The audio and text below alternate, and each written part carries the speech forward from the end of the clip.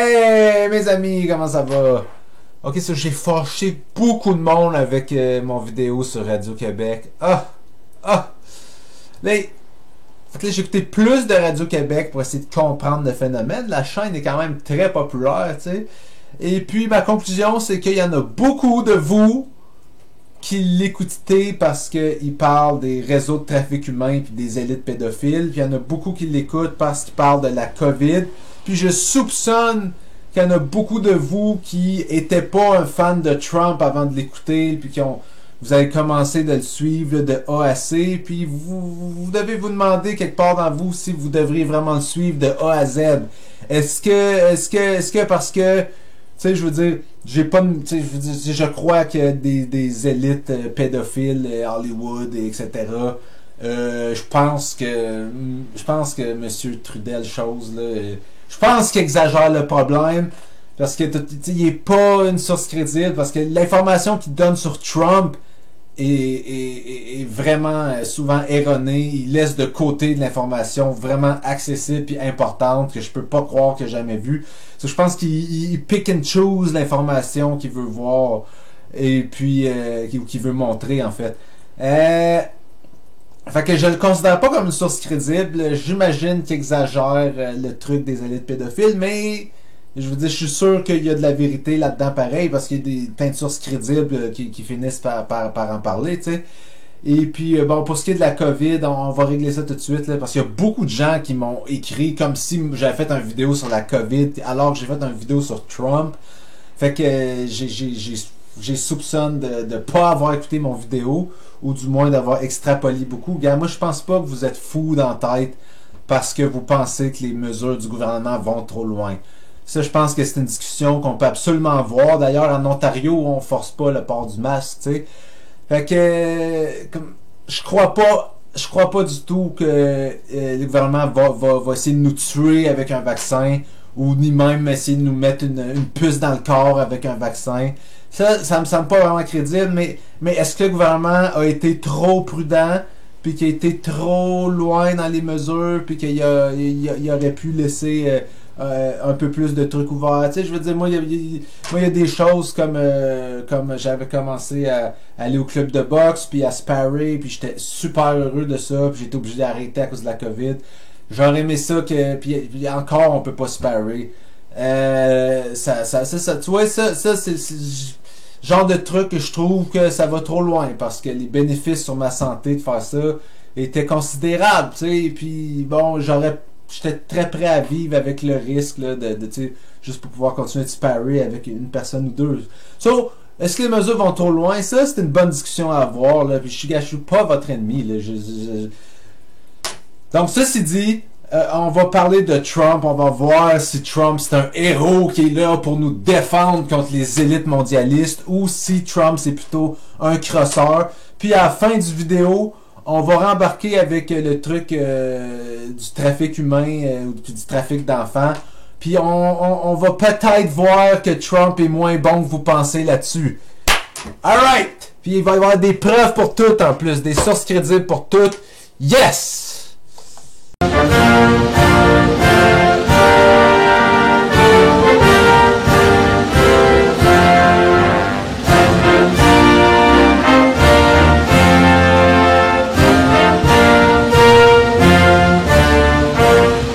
Fait qu'on va commencer avec ça. Trump revokes Obama rule on reporting drone strike. Trump enlève les lois qui reportent les attaques de drones qu'il fait. C'est bizarre, hein? C'est comme Obama, il avait mis des règlements parce qu'on l'accusait de manquer de transparence. Fait qu'il y avait des règlements qui montraient qu'il était obligé de montrer exactement combien d'attaques de drones qu'il faisait, et puis les meilleures estimations, supposément les meilleures, là, de combien de victimes civiles qu'il y avait. Et puis bon, déjà là, c'était les chiffres de l'armée, je pense. Fait que c'était pas les meilleurs chiffres, parce qu'ils ont un intérêt à baisser le chiffre, mais je veux dire, au moins, il y avait des chiffres. Mais Trump, après qu'il a commencé à faire des attaques de drones, le nombre d'attaques de drones a explosé, puis le nombre de victimes civiles a explosé, et puis Trump a décidé de répondre à ça avec moins de transparence. moins de transparence. Il a décidé que, bon, gars, on va pas arrêter de tuer des civils, puis on va pas arrêter de faire des attaques de drones contre des pays qui nous ont pas attaqués. Fait qu'on on va arrêter de reporter les faits, puis on va arrêter de dire aux gens combien d'attaques qu'on fait, puis combien de morts qu'il y a eu. C'est un petit peu, je sais pas ce que vous en pensez, mais moi je trouve que c'est un peu une façon de penser que j'appellerais mondialiste, comme s'il était le maître du monde, puis qu'il avait le droit d'attaquer qui qu'il veut, quand qu'il veut, puis qu'il avait pas de compte à rendre à personne. C'est un peu comme s'il agit un peu comme un dictateur mondial. Un dictateur mondial, même mondialiste, on pourrait dire. C'est quoi celui-là? Ah ouais, ça c'est bon. En tout cas, un tableau sur le nombre de drone strike. Il y avait... peu importe. Trump inherited the drone war, but ditch. Bon, ça c'est un autre article qui dit la même chose qu'on a déjà parlé. Ici on a les baisses d'impôts de Trump. À qui ça a été? Ben là, comme on peut voir, ceux qui font 0,1% les plus riches aux États-Unis, eux, ils ont vu je peux le montrer comme pour que vous voyez au complet là. OK. Donc ceux qui ont les 0,1% les plus riches, ils ont vu leur revenu après impôt augmenter de 10%. Et puis bon, tandis que le monde, la classe moyenne, mettons, ont vu leurs impôts ou leurs revenus après impôts augmenter de 1%. Fait que les gens les plus riches, les milliardaires, etc., 10% de plus de revenus, et puis la classe moyenne, 1%. Et puis, bizarrement, la plupart des impôts qui touchent les plus riches ont été mis de façon permanente, et puis la plupart des impôts qui touchaient la classe moyenne, puis les pauvres, puis même les moyens riches, eux, ça l'expire dedans 10 ans. Ou dans 10 ans à partir de 2017. Donc en 2027, ça l'expire. Fait que rendu en 2027, je veux dire, s'il n'y a pas de changement qui est fait, 83% à ce moment-là des bénéfices, des baisses d'impôts de Trump vont aller au 1% le plus riche. C'est un petit peu élitiste comme baisse d'impôts, on dirait. C'est surtout que beaucoup de cet argent-là était dans des programmes qui aidaient le monde. Beaucoup de l'argent prise par les impôts est utilisé dans des programmes qui aident monsieur, madame, tout le monde. Fait qu'on enlève les bénéfices que vont perdre la classe moyenne. C'est beaucoup plus important que le 1% d'argent de plus qu'ils vont faire, t'sais. Tandis que les méga riches, eux, ils vont faire pas mal plus d'argent puis ils n'ont pas besoin d'aucun bénéfice. Ok, qu'est-ce qu'on a ici? Ok, bon, moi là j'ai un autre truc sur l'Arabie Saoudite. Fait que Trump, avant d'être président, Trump avait dit que l'Arabie Saoudite, c'était le bailleur de fonds numéro 1 du terrorisme. Et puis que l'Arabie Saoudite utilisait leur argent qu'ils utilisent pour le pétrole pour financer le terrorisme qui cherche à détruire leur peuple. Ça, c'est ce qu'il disait avant d'être président. Il a même dit quelque chose de même dans un débat contre Hillary Clinton. Et puis je me rappelle, j'avais fait comme wow! Parce que moi, j'aimais ni Hillary Clinton, ni Donald Trump. Mais là, d'entendre Trump dire quelque chose qui est vrai, mais que normalement les politiciens ne veulent jamais dire, parce que les politiciens disent souvent que c'est l'Iran qui est le bailleur de fonds numéro 1 du terrorisme, ce qui est pas vrai du tout. Je veux dire, c'est même pas les terroristes sont plutôt sunnites et puis l'Iran est chiite. Donc tu sais, je veux dire mais je veux dire, l'Iran est un ennemi des États-Unis et l'Arabie Saoudite est un allié des États-Unis. Donc peu importe c'est quoi la vérité, on va blâmer notre ennemi au lieu de notre allié. Tu sais, c'est la logique américaine utilisée généralement. Donc là, de voir Trump dire quelque chose de vrai comme ça se met un doute dans ma tête. Comme, hey, what if que Trump va être différent? What if que Trump va être vraiment un président différent? Même si j'étais plutôt du côté qu'il ne sera pas, là, mais c'était permis de rêver à l'époque, parce que c'était avant qu'il soit président. Mais depuis ce temps-là, il y a des choses qui ont changé. Trump a fait un deal un 500 milliards, il a vendu presque 500 milliards en armes aux États-Unis, soit 110 millions tout de suite, et puis un autre 350 millions plus tard, là, si je me trompe pas. Je me trompe pas sur le fait général, c'est peut-être sur le chiffre exact, mais au total, ça fait pas loin de 500 milliards. Avant d'être président, il dit que l'Arabie Saoudite, c'est eux qui financent le terrorisme. Puis après être président, il leur vend 500 milliards en armement. Ça, c'est une petite partie de vidéo qui a été insérée après. Après vérification, c'est 350 milliards. Tantôt, j'avais additionné le 110. Je pensais que c'était 110 milliards tout de suite, puis 350 milliards plus tard. Mais finalement, on dirait que le 110 milliards tout de suite était inclus dans le 350 milliards total. Donc, ça serait 350 milliards. Juste ça. Juste 350 milliards d'armes pour le pays qui supporte le plus le terrorisme au monde. Fait que c'est pas mal moins pire. C'est à peu près 150 milliards moins pire, ce que je disais. C'est un peu bizarre. Qu'est-ce qui a changé? Qu'est-ce qui a changé? Il y a peut-être plusieurs choses qui ont changé, mais regardez ce qu'on a ici. L'Arabie Saoudite a payé pour 500 chambres aux hôtels de Trump après l'élection de 2016. Et puis ça l'a donné à Trump un gros total de... le chiffre? 270 000 qui a été à Trump à travers les dépenses qu'ils ont faites aux hôtels de M. Trump. Et qu'est-ce qu'on a d'autre? Ouais. Ici, on a Trump. C'est un article de CNBC. Trump qui dit qu'il n'y a pas d'intérêt financier en Arabie Saoudite, mais qui a dit dans le passé qu'il fait beaucoup d'argent de eux. Regardez bien ça. I have no financial interest in Saudi Arabia, but in fact boasted in the past that I make a lot of money with them. Il a déjà dit, they buy all sort of my stuff, all kinds of toys from Trump. They pay me millions and hundreds of millions. L'Arabie Saoudite le paye des millions et des centaines de millions. C'est ce qu'il a dit dans le passé. Mais maintenant, il dit, oh là, il fait pas d'argent que les autres, mais qu'est-ce qu'il a fait d'autre? Bon, il a mis un droit de veto. Il a utilisé son droit de veto pour bloquer des mesures qui voulaient elles-mêmes bloquer les ventes d'armes.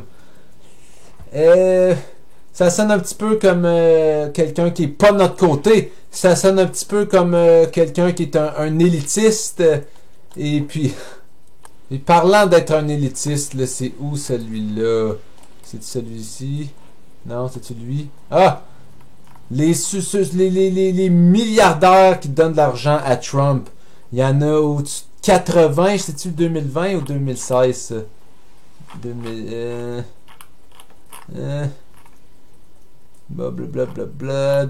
ou 2016. Bon. Fait que 2020, j'ai vu 2020 écrit quelque part.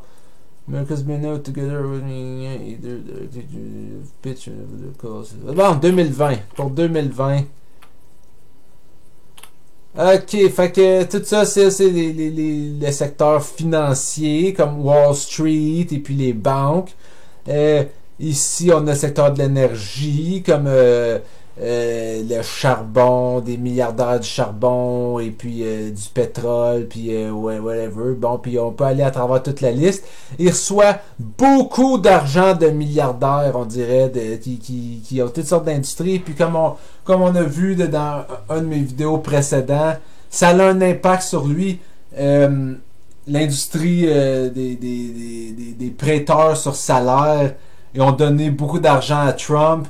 Et puis Trump il a abandonné, figure-toi donc, il a abandonné les poursuites qu'il y avait contre des gens de cette industrie-là qui avaient commis de la fraude en chargeant des intérêts énormes et illégaux aux citoyens américains. Mais gars, il donne de l'argent à Trump, puis on va te régler ça.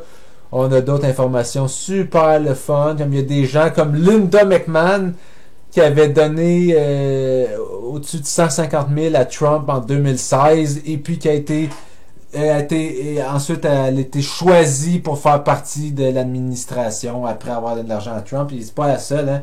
Des gens qui donnent de l'argent à Trump puis qui ensuite ils ont des positions dans l'administration. C'est pas rare du tout. Donc Trump agit comme un élitiste en prenant l'argent des méga riches puis ensuite en leur faisant des faveurs pour les remercier de lui avoir donné cet argent-là. Trump agit comme un mondialiste en faisant des attaques de drones et puis dans des pays qui nous ont pas attaqués, puis aussi en effaçant les mesures qui étaient là pour la transparence, pour qu'on sache exactement qu'est-ce qu'il fait. Parce que, tu sais, pourquoi faire moins d'attaques de drones quand on peut juste en faire plus, mais qu'il y ait moins de preuves de ça, puis que les médias puissent pas en entendre parler, tu sais, puis reporter là-dessus. Et puis bon, et aussi, il a fait d'autres trucs mondialistes, comme décider que personne n'a le droit de faire affaire avec l'Iran. De façon célèbre, Obama il avait commencé à rétablir les liens avec Cuba. Trump a scratché ça. Donc, je veux dire, en Iran, à cause de lui, on a des Canadiens qui sont emprisonnés en Chine parce qu'il a exigé, selon un traité d'extradition qu'on a, le Canada avec les États-Unis, il a exigé qu'on arrête une femme d'affaires chinoise parce qu'elle a osé faire affaire avec l'Iran alors que Trump a décidé que c'était interdit de faire ça, tu sais. Le gars agit comme un mondialiste, le gars agit comme s'il est le maître du monde puis qu'il a le droit de prendre des décisions qui ne concernent pas son pays du tout, tu sais. Mais, reste une question. Parce que la politique, ou je veux dire, le domaine où c'est que Radio-Québec a mis de l'avant que Trump était bon, c'était combattre les élites pédophiles puis les réseaux de trafic d'enfants. Est-ce que Trump est bon là-dessus? Parce que, gars, moi, quand j'écoutais Radio-Québec, je me suis dit, bon, aller faire mes recherches, puis je m'attendais à ce que parce que lui, il montrait des décrets que Trump a passés sur le sujet, tu sais. Fait que je me disais que je m'attendais à ce que mes recherches démontrent que, effectivement, Trump a été bon pour le trafic humain, puis je pensais être obligé de venir vous voir, puis de vous dire que, écoutez, à ma grande surprise, parce que je savais pas ça avant d'écouter Radio-Québec, mais bon, là-dessus, il avait raison, puis Trump était bon sur le trafic humain, mais c'est pas ça que j'ai trouvé. C'est pas ça que j'ai trouvé du tout. C'est où? C'est celui-là. Bon. Ok, regardez-moi bien ça. Bon. Parce que n'importe qui peut faire un décret qui a un beau nom, genre le décret contre le trafic d'enfants, tu sais. Mais qu'est-ce qui compte, c'est est-ce que ça a fonctionné, les décrets, tu sais. Bon, fait que là, on peut voir le nombre de poursuites qu'il y a eu pour trafic d'enfants aux États-Unis. Et puis, quand Obama est arrivé, il n'y en avait pas beaucoup. Puis Obama a pris des mesures qui ont fonctionné, puis il y en a de plus en plus de chaque année. Le rendu en 2016, ça l'a piqué pour l'époque, ça l'a piqué encore un peu plus en 2017, la première année de Trump. Mais je veux dire, 2017, on s'entend que bon, les mesures d'Obama étaient encore en place. Puis là, c'est bizarre, hey, ça baisse. Comment ça baisse? Je pensais que Trump c'était le héros qui allait mettre fin au trafic humain. Pourquoi ça baisse? C'est-tu parce qu'il y a eu moins de trafic humain? Et il semblerait que c'est plutôt à cause que bon, ici c'est plutôt à cause que Trump a utilisé les ressources pour combattre les gens qui rentrent illégalement dans le pays à la place. Fait qu'il semblerait que c'était plus important de prendre des ressources pour, comme dans ses priorités, là, empêcher des gens bruns de rentrer aux États-Unis, c'était plus important que de combattre le trafic d'enfants. Fait que, bon, je veux dire, M. Trump a fait son choix sur ses priorités. Peut-être que vous devriez faire les vôtres. Puis, mais un dernier point sur fucking Radio-Québec. C'est bizarre comment est-ce que Radio-Québec ils vont chercher toutes les petites vidéos qu'ils peuvent pour montrer que n'importe qui, ou comme Tom Hanks, serait supposément un pédophile. Il n'y a aucune preuve si c'est vrai. Mais ils font de la conjoncture et tout ça. Mais quand c'est le temps de Trump, il y a des trucs intéressants sur Trump que on dirait qu'ils présentent pas dans leur petit montage sur les élites pédophiles. Comme un célèbre ici que vous avez peut-être déjà vu. Qui What's the favorite thing you have in common with your father? Either real estate or golf. Donald, with your daughter? Well, I was going to say sex, but I can't relate that. So, ça c'est quand même bizarre. Mais bon, I guess c'était une joke. Une joke vraiment bizarre. Mais on a aussi ici sur PolitiFact, on a un reportage sur le fait que Trump, qui avait un concours, qui était un concours de beauté pour adolescentes, qui en partant, quelle sorte de monde qui décide de partir un concours de beauté pour adolescentes. Mais il a décidé, c'était en 1997, il est rentré dans le vestiaire, c'est que les filles qui avaient 15-16 ans étaient en train de changer, il est rentré dans le vestiaire puis il aurait dit « Inquiétez-vous pas les filles, j'ai tout vu ça avant. » Puis parce qu'il était le boss, il faisait comme s'il pouvait comme rentrer dans le vestiaire puis faire comme ce qu'il veut, puis regardez, tu sais, puis c'est bon, les filles ont trouvé ça creepy, puis en tout cas, c'est effectivement très creepy. C'est pas marqué qu'il est rentré, puis il a dit oups, puis il est sorti tout de suite. Il est rentré, puis il est resté là au moins un peu. Mais c'est bizarre. Pensez-vous que si c'était comme Obama ou Joe Biden qui avait fait ça, pensez-vous que Radio-Québec il en aurait parlé, puis qu'il aurait mis ça dedans ses montages, ses élites pédophiles? Pensez-vous que c'est possible que Radio-Québec fait juste comme montrer l'information qui font leur affaire ou la désinformation qui font leur affaire, puis que pensez-vous que c'est possible qu'ils soient pas des acteurs honnêtes, puis qui parce que ça a l'air de ça un peu. On a un autre super le fun ici. Jeffrey Epstein et Donald Trump. Attention to them. And the video captures Donald Trump and Epstein chatting while watching a group of women at the party dance. It's not an image that matches Trump's declaration that he was not a fan of Epstein's. He said, quote, he's a lot of fun to be with. It's even said that he likes beautiful women as much as I do. And many of them are on the younger side. No doubt about it, Jeffrey enjoys his social life. So even that, I mean, to Bob Costa's point, in 2002, Trump had knowledge that Epstein liked women who were, quote, on the younger side. Here's my question. How many times did I mean, tu sais.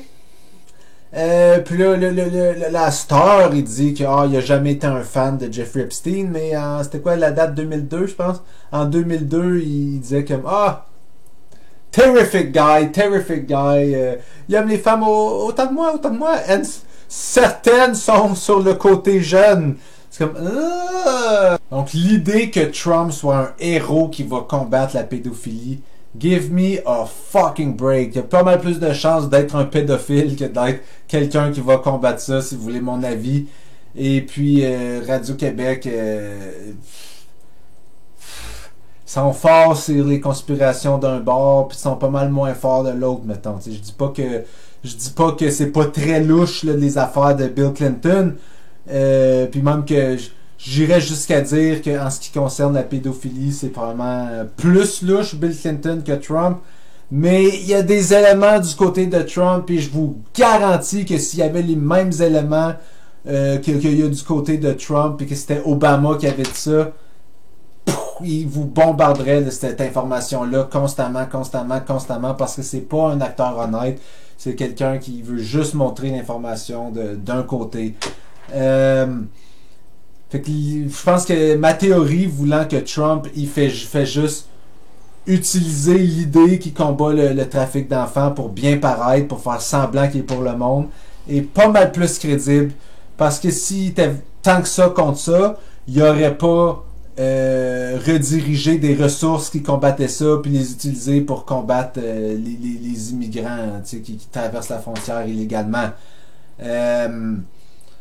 Puis je pense que c'est une bonne affaire pour lui de faire plein de décrets avec un nom qui montre comme si... C'était une bonne affaire pour lui de mettre beaucoup de focus sur le trafic humain dans sa rhétorique, parce que ça le fait avoir l'air d'être pour le monde, mais alors que dans les faits...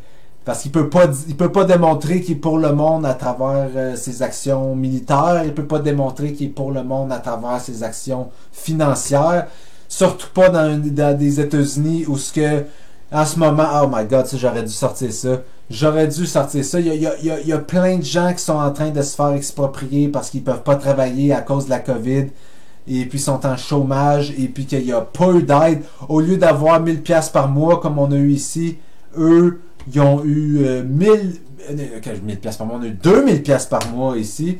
Ceux qui pouvaient pas travailler, eux, ils ont eu, tous les Américains ont eu 1200$, après ça, ils n'ont rien eu. Mais les méga riches, eux, ont eu un montant indécent. Ils ont autorisé jusqu'à, je pense, 4,5 trillions pour les plus riches, alors que puis pour le même montant qu'ils ont autorisé pour les plus riches, ils auraient pu autoriser 12 000$ pour tous les citoyens américains, pas juste ceux qui en ont besoin, là, pour tous les citoyens américains, incluant les enfants, tu sais, puis ceux qui travaillent déjà. Fait que on a brisé la banque pour aider les plus riches, puis on a donné des peanuts au peuple. Puis pendant ce temps-là, il y a plein de gens aux États-Unis qui sont en train de perdre leur maison. Puis ça, d'ailleurs, Trump, il porte le dieu de cette chose-là, mais il la porte pas tout seul, parce que les démocrates, ils auraient pu se battre pour ça. Puis ils l'ont pas fait, et puis il aurait pu au moins essayer d'obtenir de l'argent pour le monde, puis il y en a qui l'ont fait, comme la gauche, ceux de gauche, comme ceux qui sont radicaux à gauche, que Monsieur Radio-Québec, il appelle radical, là, comme Alexandria Ocasio-Cortez, puis Bernie Sanders, puis il y en a d'autres qui ont essayé de se battre pour avoir ça, mais les appuis n'étaient pas suffisants du tout, ni du côté démocrate, ni du côté républicain, pour avoir ça. Fait que c'est complètement scandaleux. Donc, en conclusion, de faire croire que Trump, il va se battre contre les élitistes, c'est une vraie blague. C'est un élitiste, comme ça se peut pas. C'est non seulement un mondialiste, mais il agit comme s'il était personnellement le maître du monde, puis qu'il a le droit de décider les règles qui régissent le commerce entre l'Iran puis la Chine. Puis à cause de ça, on a des citoyens canadiens qui sont rendus enfermés par la Chine, parce que la Chine veut se venger, parce que sous la demande de Trump, on était obligé d'arrêter une femme d'affaires chinoise. So, Trump, c'est le mondialiste, c'est l'élitiste, et puis n'importe qui vous dit le contraire est menteur ou stupide. That's it! So, j'attends vos commentaires, ce que vous vous excusez d'avoir parlé en mal de moi, puis vous me remerciez de vous avoir donné la bonne information, puis de vous avoir ouvert les yeux sur le fait que Radio-Québec vous donne de l'information mauvaise. Mais j'accepte vos excuses, parce que par la bonté de mon cœur,